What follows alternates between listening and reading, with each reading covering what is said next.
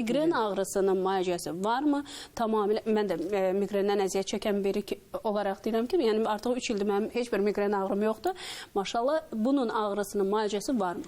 Ortadan tamamilə götürmək olurmu? Bəli. Mümkündür. Bəli, mümkündür. Bax, bu ağrını ortadan götürmək üçün nə etməlidir bizi izləyən pasiyentlər? Bilirsiniz, insanların, xroniki ağrısı olan insanların biraz da yorulmuşluğu var. Yəni, adamlar yorulublar. Ağrı ilə mübarizə aparmaqdan, onlar da qınamıram. Həkimə gedirlər, bir bu dərmanı yazır, bir deyir, gəl bunu eləyək, bir deyir, onu eləyək. Adamlar sonuçda yorulurlar bu terapiyalardan.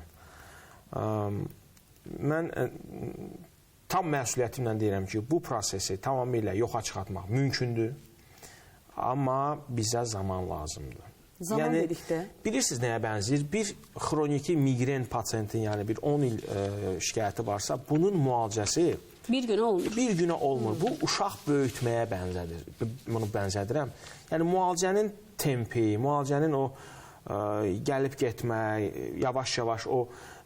Bir uşağı necə yeridirsiniz yavaş-yavaş, başlayır, bir gün iməkləyir, sonra başlayır yeriməyə, sonra ta o vaxta qədər onu müşahidə edirsiniz ki, artıq əmin olursunuz ki, bu addımlaya bilir. Yəni, bunu buraxırsınız onda. Konkret bir vaxt qoymaq mümkün deyil. Xeyr, mümkün deyil. Yəni, gələn yəqin ki, pasiyentlərin əksəriyyəti sizə bu sualı verir. Verirlər. Doktor, mən nə qədər müddətə sağalacağım, normal həyata dönəcəm.